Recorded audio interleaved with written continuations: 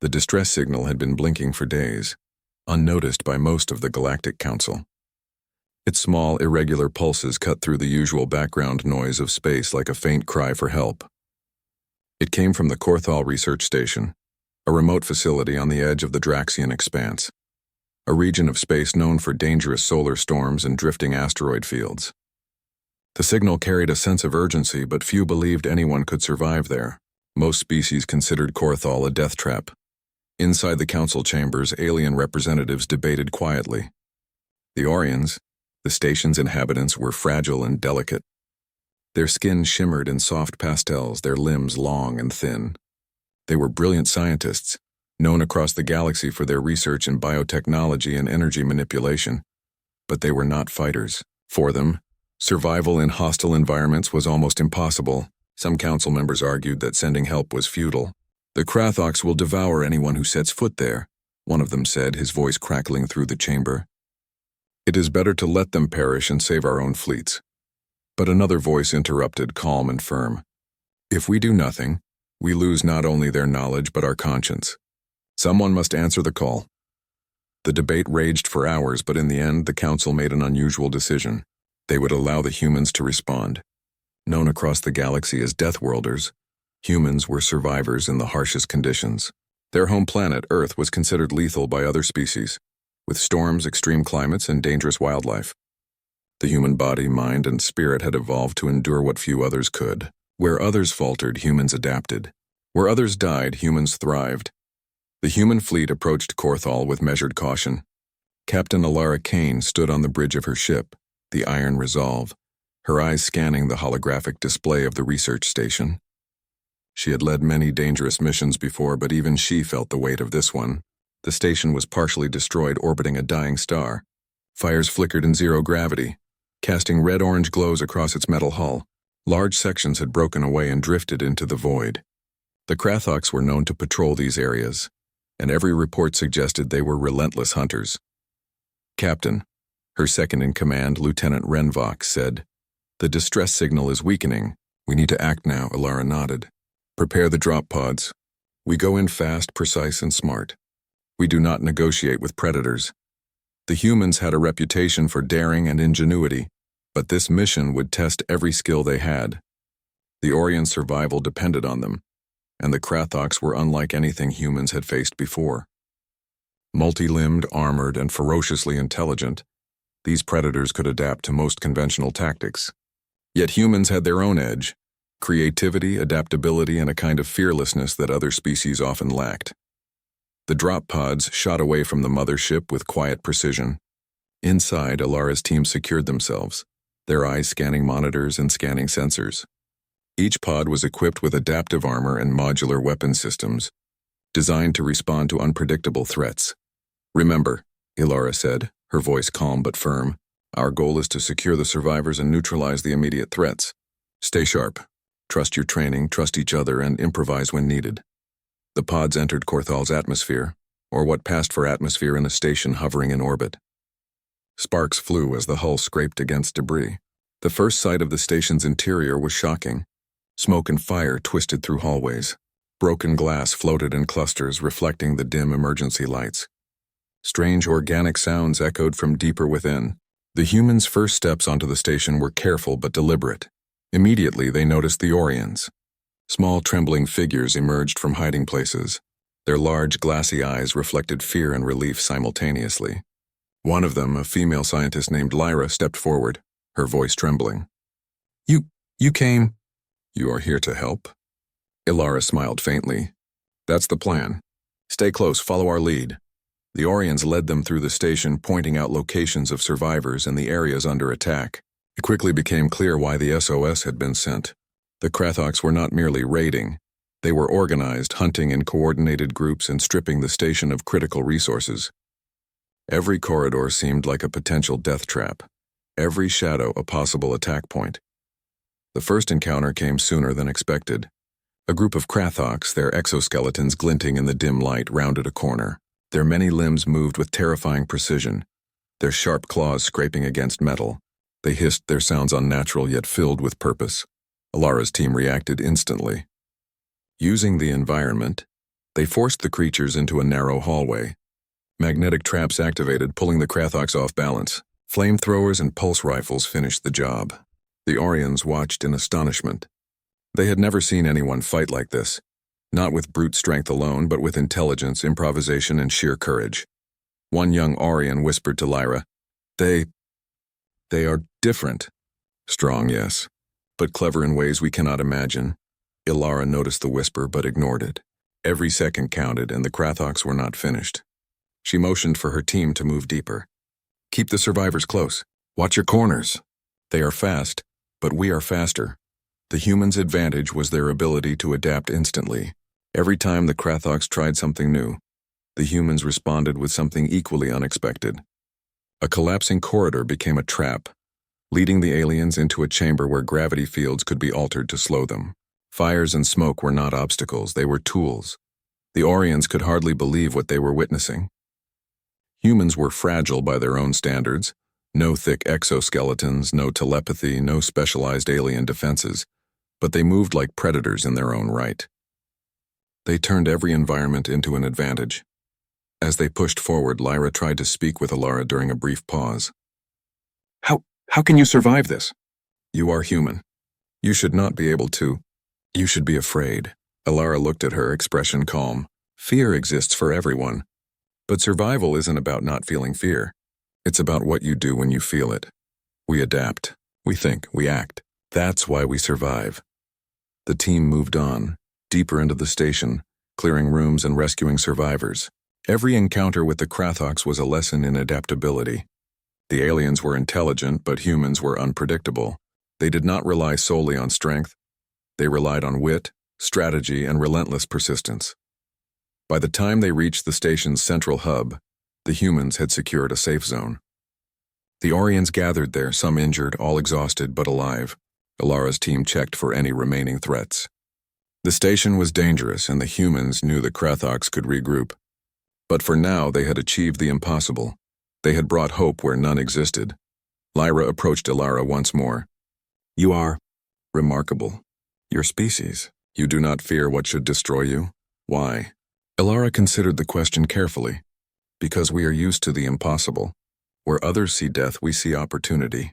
Where others see danger, we see challenge. We are Deathworlders. Survival is not just instinct, it is a way of life. The Orion scientist nodded, awe in her eyes.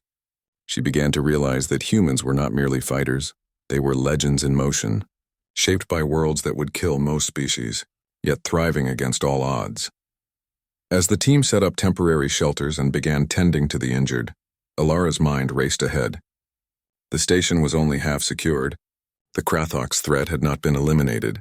There would be more battles ahead, more challenges that would test every ounce of their skill and courage. But for now, the humans had made a difference.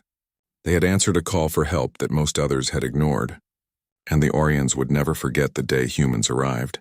Above the station, the stars blinked cold and distant, indifferent to the chaos below. But in the corridors of Korthal, hope had returned. A fragile hope, carried by humans who had survived what no one else could, who had turned fear into action, and who had reminded the galaxy that survival was not about power alone. It was about heart, courage, and the willingness to face the impossible. Ilara gazed at the horizon of shattered corridors and floating debris, knowing this was only the beginning. The Krathoks were still out there, waiting, watching, adapting. But humans had shown their first lesson. Underestimating a Deathworlder was a mistake no predator could afford to make. And so, amid the smoke, fire, and trembling hope of the Orions, humans began their work, not as saviors in legend, but as survivors in practice, ready to turn a deadly station into a battlefield they could control. They were humans, they were Deathworlders, and they had come to answer a simple SOS. But what they would leave behind would be far greater than anyone expected. The humans had secured a temporary safe zone in the central hub of the Korthal research station, but the battle was far from over. Outside, the Krathoks prowled, their multi-limbed forms glinting in the emergency lights. They were predators, patient and cunning, and the humans knew they would not be so easily deterred. Captain Ilara Kane studied the monitors, her mind already calculating their next move. We need to understand them, she said to her team. Every species has a weakness. We find it and we control the fight. Lieutenant Renvox nodded, scanning the sensors. Their patterns are unusual. They move in groups, but they respond to our attacks almost immediately. They are learning. Ilara's lips tightened. Then we learn faster. Everyone spread out. Scout the hallways and report back any movement. Keep the survivors together and no one goes alone. The humans moved like a single organism. Each step was measured, each decision precise. While the Krathoks relied on brute strength and instinctive coordination, the humans combined strategy, creativity, and adaptability. They set up traps using the station's environment, gravity fields that could be shifted to slow the predators, doors that could seal suddenly to trap them, and energy conduits that could be overloaded to produce shockwaves. The first encounter came sooner than expected. A Krathoks patrol entered a long, narrow corridor. Its limbs scraped against the walls, making an eerie metallic sound. One human, Sergeant Milo Thorne, whispered into his communicator, "We've got company. Ready traps." As the creature advanced, the humans triggered a series of carefully planned defenses. A sudden shift in gravity sent it tumbling, and a pulse net immobilized its legs. Before it could recover, Milo's ion rifle fired a controlled burst that stunned the predator. The team moved in and finished the creature quickly, their movements efficient and synchronized. The Orions watched in silent awe. They had never witnessed combat like this. Humans did not fight blindly. They turned every challenge into an opportunity. Lyra, the young Orion scientist, scribbled notes furiously. Their minds. "They are different," she murmured. "They survive by thinking in ways we cannot." But the victory was temporary. The Krathoks were relentless. Within hours, larger and more organized groups appeared. Some of the predators moved with surprising intelligence, coordinating attacks and attempting to flank the humans. Ilara remained calm, though, her mind analyzing patterns, predicting behavior, and assigning tasks. "Split into 2 teams," she ordered. Team A draws them into the eastern corridors. Team B sets up ambushes near the central hub. Remember, they adapt quickly. Change your tactics if necessary. The humans spread through the station, their presence a constant challenge to the Krathoks. Team A used narrow passageways to funnel the predators, while Team B prepared traps that could immobilize or redirect them. Every encounter highlighted human adaptability. They improvised new tactics on the spot, using the station's environment in ways no other species would think possible. In one hallway, a Krathoks attempted to leap over a barrier. Sergeant Thorne activated a magnetic pulse, sending it crashing into the metal wall. Private Juno Reyes fired a series of ion shots that forced the creature to retreat. The humans pressed forward, maintaining control of the corridor while minimizing risk to the Orions. Lyra and the other survivors followed closely, carrying injured colleagues and assisting where possible. They were fragile compared to humans, but their knowledge of the station's layout was invaluable. Ilara relied on them to navigate areas where sensors failed, trusting their guidance while providing protection. Hours passed. The Krathoks continued their assaults, but the humans remained one step ahead. They set traps that could be reset quickly, used energy fields to slow enemy movements, and coordinated attacks that made the predators hesitate. With each encounter, the Krathoks seemed to learn, and the humans adapted faster. At one point, the team entered the station's biological research wing. The air was thick with smoke, and the flickering lights created shifting shadows.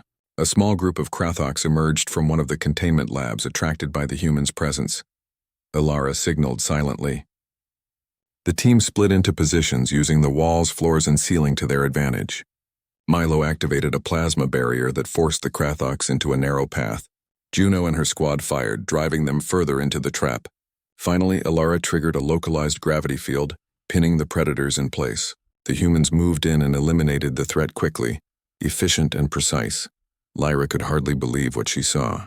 They are fearless," she whispered. "And yet, they are clever.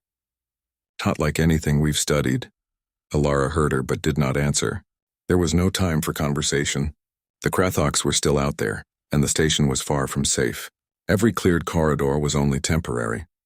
They needed a plan to secure the entire facility and protect the survivors. During a brief pause, Ilara gathered her team in the central hub. "We've done well, but this is only the beginning," she said. "The Krathoks are organized. They are intelligent, and they are hunting us. We need to anticipate their next moves, not just react. Our survival depends on it." Lieutenant Vox displayed a holographic map of the station. We can use the environmental controls. Pressure doors, gravity fields, energy conduits. If we coordinate, we can create kill zones that they cannot escape. Ilara nodded. Good, prepare the defenses. Rotate the teams. Keep the survivors in the center. If they attack, they will face more than they expect. The humans set to work, moving swiftly and efficiently. They reinforced doors, set traps in corridors, and positioned teams where the Krathoks were most likely to strike. They worked with precision, their experience on Deathworlds giving them an uncanny ability to manipulate the environment to their advantage as night fell or what passed.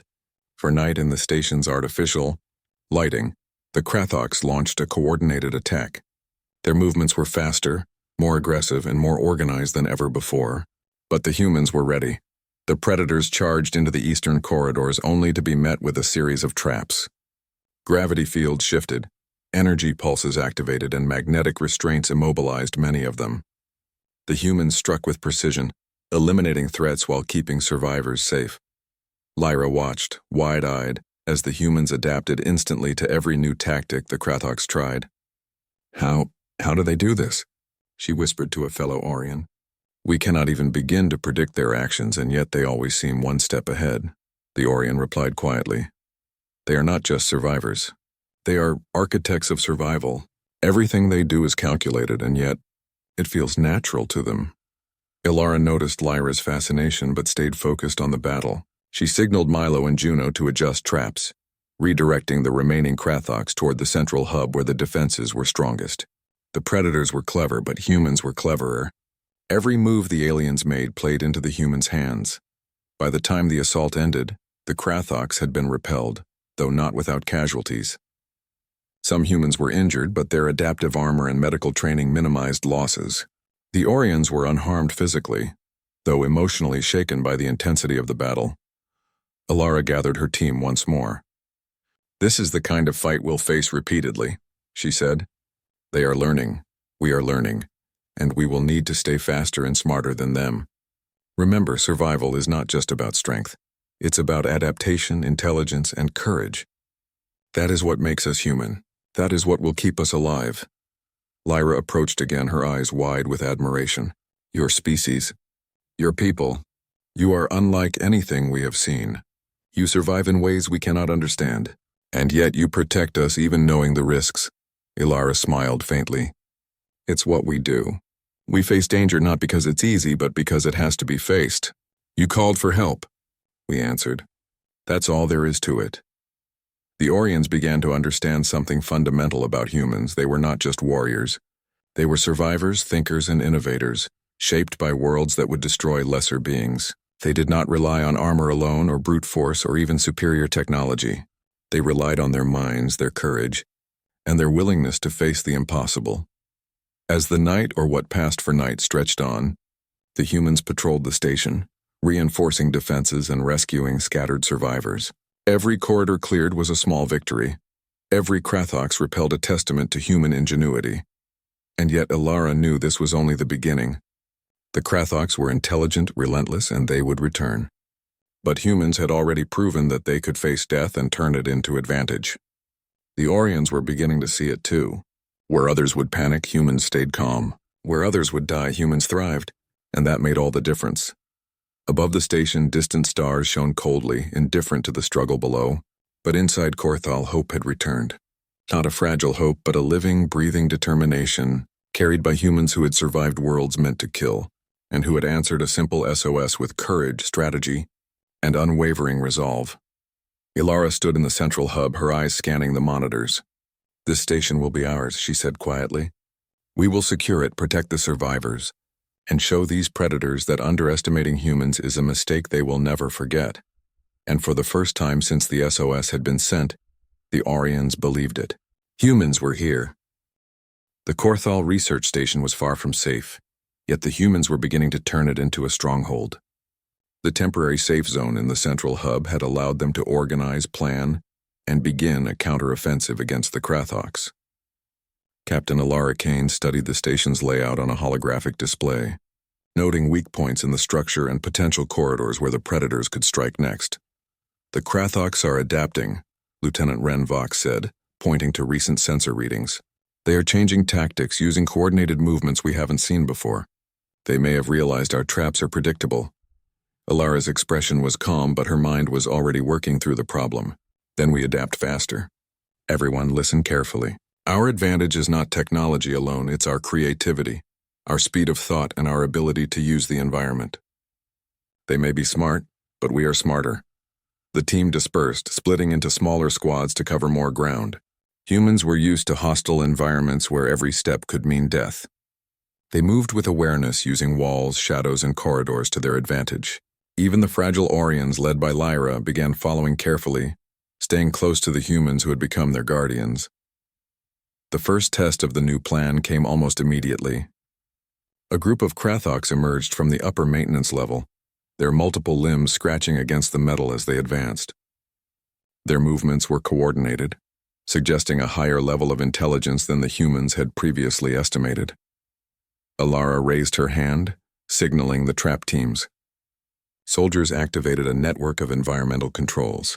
Gravity fields shifted, pulling the Krathoks off balance. Energy conduits along the walls emitted shock pulses, forcing the predators to retreat or stumble. Private Juno Reyes fired precise bursts of ion fire, targeting the aliens' joints and slowing them further. Despite the Krathoks' size and strength, the humans moved with efficiency. Each trap worked in tandem with the next, turning the corridor into a deadly maze for the predators. Within minutes, the Krathoks were neutralized, their numbers reduced without unnecessary risk to the humans or Orions. Lyra watched, wide-eyed. They are incredible," she whispered to a fellow survivor. "We study survival, but they live it. Every action is thought, every move is precise. I have never seen anything like this." Ilara did not respond, her attention already scanning for the next threat. The Krathoks were relentless, but humans had one advantage: unpredictability. They did not rely solely on brute force or instinct. They adapted, improvised, and used the station's environment in ways the aliens could not anticipate. Hours passed. The humans continued their sweep of the station, securing key areas and evacuating survivors from dangerous sectors. The Orions, though fragile, were invaluable guides. They knew the layout better than anyone, and could identify areas where the Krathoks might be hiding, or where structural weaknesses could be exploited. In one large laboratory, a Krathoks ambushed a human squad. The team quickly split, using the lab's suspended platforms to create vertical attacks. Milo Thorne activated a magnetic field, pulling the predator into a confined space. Juno fired with precision, exploiting the Krathoks' blind spots. Within moments, the creature was incapacitated. The Orions gasped. They had never seen combat that relied on thinking, planning, and coordination rather than sheer strength. Lyra took detailed notes, fascinated by the humans' methods. "It's not just survival," she murmured. "It's art, strategy, genius." Ilara gathered the team in a small control room after the battle. "We're doing well, but the Krathoks are learning. They will change their tactics again. We need to stay ahead, predict their movements, and control the environment completely. Our strength is adaptation. Never forget that," Lieutenant Vox nodded. "We've also noticed something unusual. Some Krathoks seem to be scouting, observing our patterns rather than attacking directly. They may be planning something bigger." Ilara's eyes narrowed. "Then we'll plan bigger too. Everyone, listen. We will set up ambush points throughout the station. Rotate teams regularly. Keep the survivors in protected zones. We'll force them to make mistakes and exploit them. That is how we win." The humans moved quickly to implement the new strategy. They reinforced doors, sealed off unstable sections, and created traps that could be triggered remotely. Energy conduits were rerouted to act as barriers and shock zones, while gravity fields were adjusted to slow incoming predators.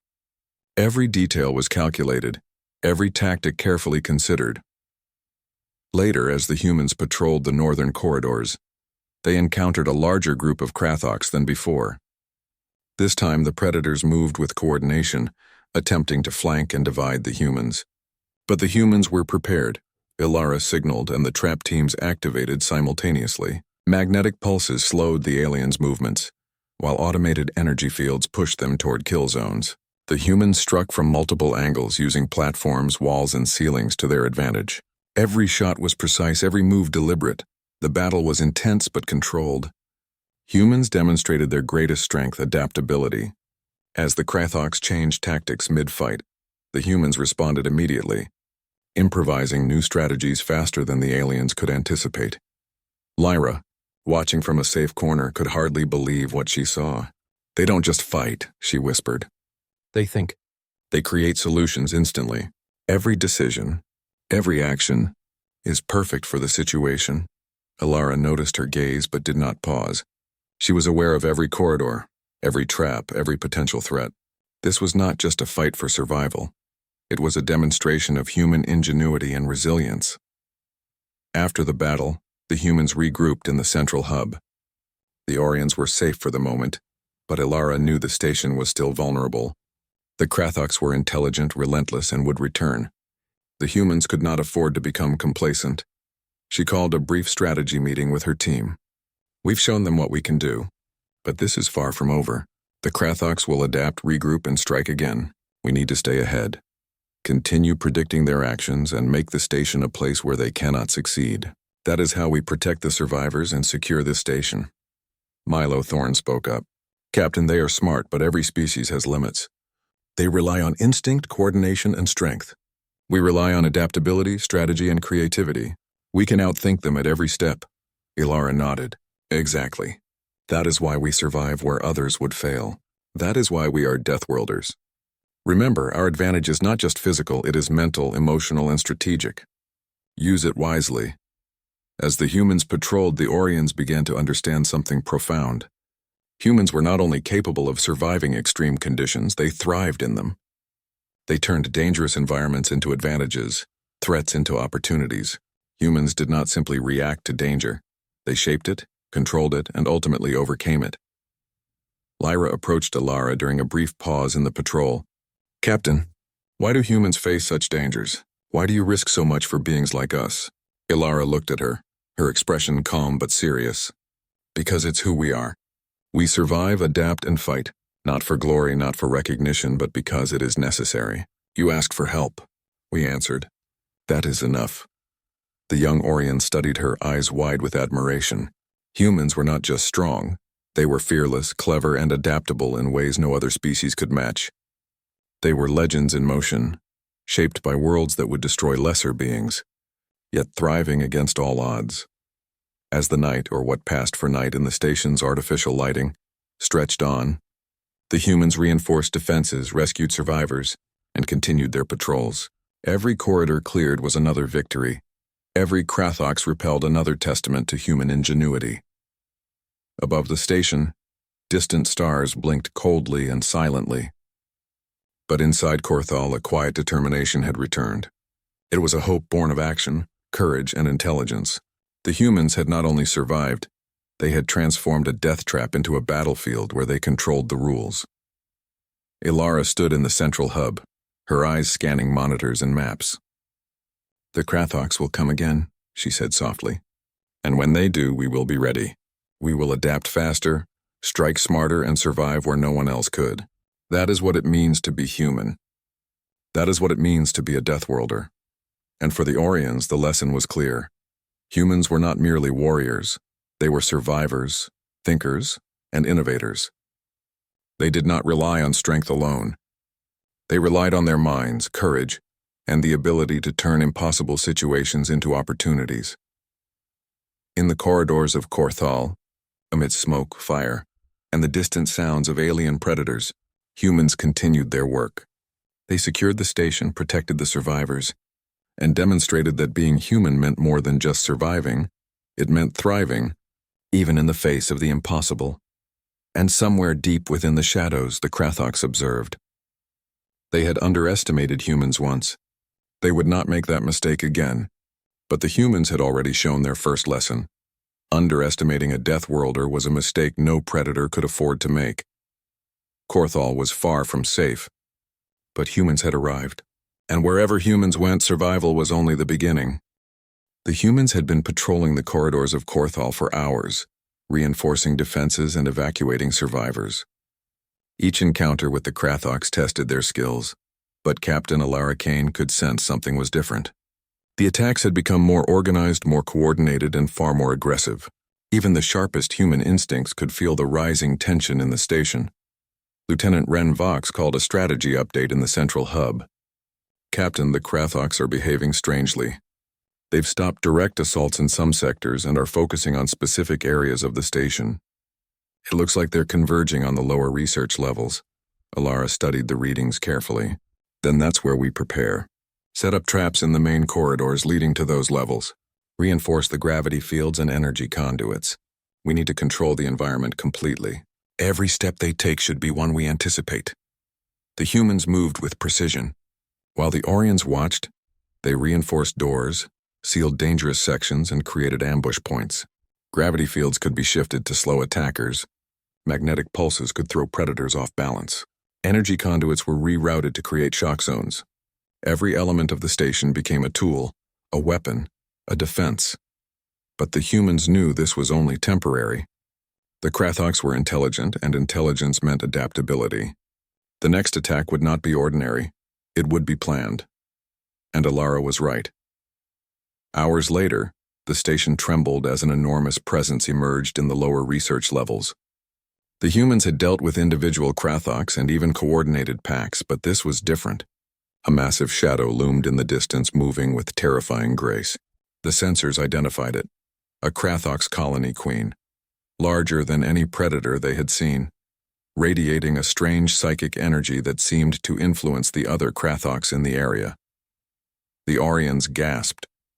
Even the bravest among them had never seen anything like it. The Queen's arrival explained the recent change in tactics. The smaller Krathoks were not acting on instinct alone. They were being controlled, guided by a higher intelligence.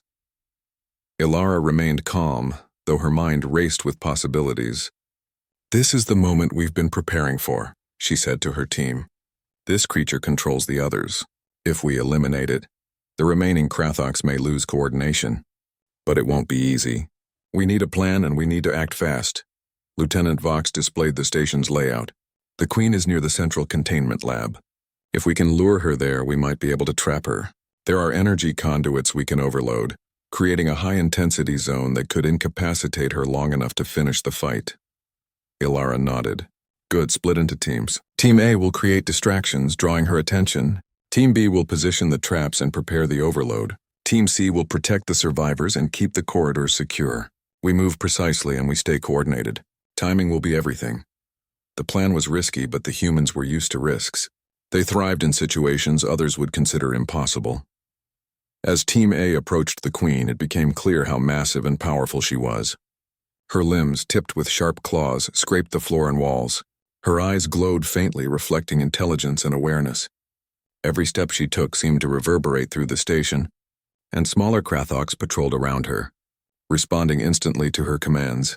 Milo Thorne activated the first set of traps, drawing the Queen and her minions toward the eastern corridor. Gravity fields shifted, forcing the Krathoks to stumble. Magnetic pulses pushed them into confined spaces. Juno Reyes fired precise bursts, targeting joints and weak points to slow their advance. Despite their size and strength, the Krathoks were being manipulated by human strategy. The humans moved like a single organism, anticipating every response, improvising every step, and adjusting instantly to changing conditions. Lyra and the other Orions watched from a safe distance. They could not believe what they were witnessing. Humans did not simply confront danger. They controlled it, adapted to it, and turned it into an advantage. "It's incredible," Lyra whispered. "They are not just fighting. They are orchestrating the battle. Every move is intentional." The Queen, however, was unlike anything the humans had faced. She reacted to their tactics with astonishing intelligence, avoiding traps and directing her minions to counter human strategies. Alara realized that brute force alone would not work. They needed to manipulate her environment in a way she could not anticipate. "Prepare the conduits," Alara ordered. "When she enters the containment lab, overload the system. Use the gravity fields to keep her in place. Timing is critical. On my mark, we strike." Team B moved quickly, setting up energy traps and reinforcing the containment lab. Team C guided the survivors to a secure zone, ensuring that no one was in harm's way. Every detail was accounted for, every possibility considered. The Queen advanced, her massive form moving with surprising speed. Smaller Krathoks patrolled around her, responding to her mental commands. Team A executed their diversion perfectly, leading her into the corridor that funneled toward the containment lab. Alara watched the monitors closely. "Now," she commanded. Team B activated the energy conduits, creating a controlled overload. A burst of energy filled the lab, and the gravity fields shifted, pinning the Queen in place. She roared, a sound that shook the walls and echoed through the station. The smaller Krathoks faltered, confused by the sudden disruption in their Queen's control. They hesitated, giving the humans the opening they needed. Milo and Juno moved in, firing coordinated bursts to target the Queen's vulnerable joints and limbs. The Queen thrashed, trying to escape, but the humans had calculated every movement. Hours of careful planning, improvisation, and courage converged in that moment. The humans struck with precision, each action synchronized with the next. The Queen's psychic control faltered, and her minions scattered in disarray. Finally, with one last coordinated effort, the Queen was neutralized. The energy conduits discharged, and the gravity field stabilized, ensuring she could not escape. The remaining Krathoks, leaderless and disoriented, began retreating, giving the humans control of the lower research levels for the first time. Lyra could hardly contain her awe. They did it," she whispered. "They faced the impossible and succeeded. Humans. They are unlike anything I have ever seen." Alara allowed herself a brief moment of relief. The immediate threat had been neutralized, but she knew the Krathoks would not give up entirely. They were survivors just like humans, but humans had something the Krathoks could not match: adaptability, strategy, and courage under pressure. The humans quickly moved to secure the area, treating injuries, reinforcing doors, and evacuating any remaining survivors. The Orions began to see a new reality. Humans were not just strong, they were innovative, fearless, and capable of surviving in environments that would destroy most species. Alara gathered her team for a debrief. "We've achieved what seemed impossible," she said. "The Queen is gone and the remaining Krathoks are scattered. But this is only a temporary victory. We need to stay vigilant. We will continue to adapt, predict, and control our environment. That is how we survive." "That is how humans survive," Lieutenant Vox nodded. "Captain, the survivors are asking questions. They want to understand how we do what we do. They are amazed, but they want to learn." Alara looked at them, her expression calm. "They will learn in time. For now, we focus on keeping them safe. Humans survive not because we are invincible, but because we think, adapt, and act. That is our advantage. That is why we are here." Lyra approached, her eyes filled with admiration. "Captain Kane, your people. They are more than warriors. They are legends. You survive in ways we cannot imagine, yet you protect others without hesitation." "Why?" Alara smiled faintly. "Because it is who we are. Survival is not just about strength. It's about courage, intelligence, and heart. You called for help. We answered. That is enough." As the humans continued to secure the station, the Orions began to understand the true meaning of humanity. Humans were not just fighters, they were thinkers, innovators, and survivors. They turned impossible situations into opportunities and demonstrated that courage and intelligence were just as important as strength. Above the station, the stars remained indifferent, distant, and cold. But inside Korthal, hope had returned. The humans had faced the Queen of the Krathoks and emerged victorious, demonstrating that survival was not just about fighting, it was about thinking, adapting, and acting with courage and precision. Alara stood in the central hub, scanning the monitors. "The station is ours for now," she said quietly. "But we remain vigilant. The Krathoks will return, and when they do, we will be ready. That is what it means to be human. That is what it means to be a Deathworlder." And in the eyes of the Orions, humans were no longer just visitors. They were heroes, survivors, and legends. The SOS that had called for help had brought more than aid. It had brought courage, ingenuity, and a living example of what it meant to thrive in the face of impossible odds. Korthal was far from safe, but humans had arrived. And wherever humans went, survival was only the beginning. The Korthal research station was quiet for the first time in days. The Krathoks Queen had been neutralized, and her remaining minions scattered. Yet the humans knew this was only a temporary calm. The station was damaged, some areas unstable, and the survivors needed safe extraction. Captain Alara Kane stood in the central hub, studying the maps and sensor readings, planning their next moves with precision. "We need to evacuate the Orions to the upper levels and prepare the transport pods," she said. The station is still unstable, and we can't predict if more Krathoks will return. Safety comes first. Lieutenant Ren Vox nodded. I've reinforced the corridors leading to the docking bay. Traps and gravity fields are ready. We can clear a safe path for the pods. Elara turned to the group of Orions gathered near the hub. Lyra stepped forward, still wide-eyed from the recent battle. Captain Kane, we owe you everything. You've saved us from certain death. Ilara's expression softened. You survived because you called for help and because we responded. That is enough. Now we focus on keeping everyone safe until evacuation is complete. The team moved efficiently. Humans were not only survivors, they were organizers. Every step of the evacuation was carefully calculated. Corridors were cleared systematically. Traps were reset and reinforced. And teams were rotated to ensure no fatigue compromised safety. As they guided the Orions through the upper levels, a small group of Krathoks appeared near the storage wing. They had not been part of the Queen's direct forces, but they were still dangerous predators. Elara signaled silently, and the human squads moved into position. The trap teams activated barriers and shifted gravity fields, funneling the Krathoks into confined spaces. Ion rifles and precision bursts were used to slow and immobilize the creatures. Each encounter was swift, controlled, and efficient. The humans' coordination and adaptability were unmatched. Lyra and the other Orions followed closely, carrying injured colleagues or assisting where possible. They had seen humans fight before, but now they saw humans act as protectors, not just warriors. Every movement was purposeful, every action designed to minimize risk and maximize safety. Hours passed. The team secured the evacuation routes and guided the survivors to the docking bay. Each step required careful planning, as debris from the damaged station could shift unpredictably.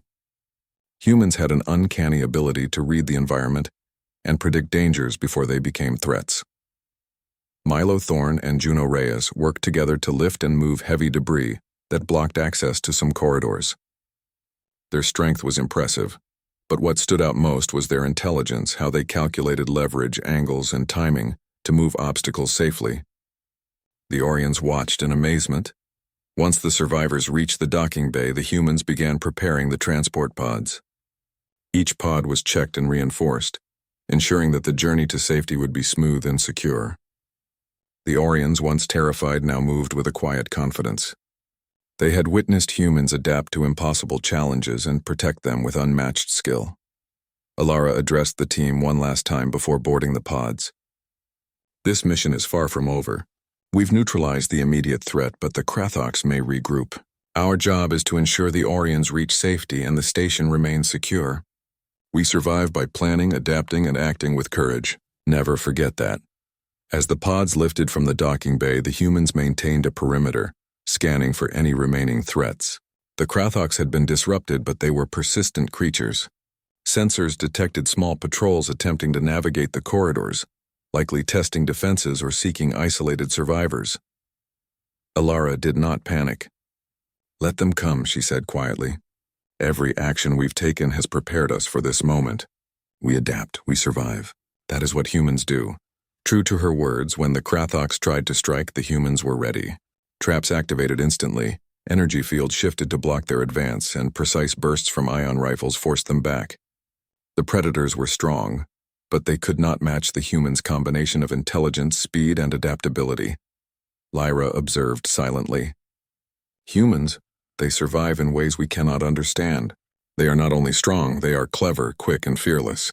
Every obstacle becomes an opportunity for them. Elara allowed herself a brief moment of satisfaction. The Orions were safe, the immediate threats were neutralized, and the station was under human control. But she knew better than to assume the fight was completely over. Survival in a Deathworld environment required constant vigilance. As the last of the Orions boarded the pods, Elara's team performed a final sweep of the station. They checked for any remaining Krathoks, reinforced structural weak points, and secured critical systems. Every action was methodical, ensuring that no surprises would threaten the survivors or the humans themselves. Once the evacuation was complete, the transport pods began their journey to a safer sector of space. The humans remained behind temporarily to finalize the station's defenses. Even with the Queen gone, the Krathoks were intelligent and adaptable. They could return if given the chance. Humans could not take chances. Alara walked the central hub, observing the remnants of battle. Smoke drifted through broken corridors and small fires flickered in damaged sections. Yet in this chaos there was order. Humans had restored control, turning what had been a death trap into a secured, manageable environment. She paused near one of the observation windows, looking out at the endless stars beyond. The vastness of space was indifferent, cold, and unforgiving, yet humans thrived not because they were invincible, but because they adapted, learned, and acted with courage. Lieutenant Vox joined her. "Captain, the Orions are asking about human strategies. They want to understand how we manage such dangerous environments." Alara nodded. "They will learn in time. Survival is not about brute force alone. It's about intelligence, observation, creativity, and courage.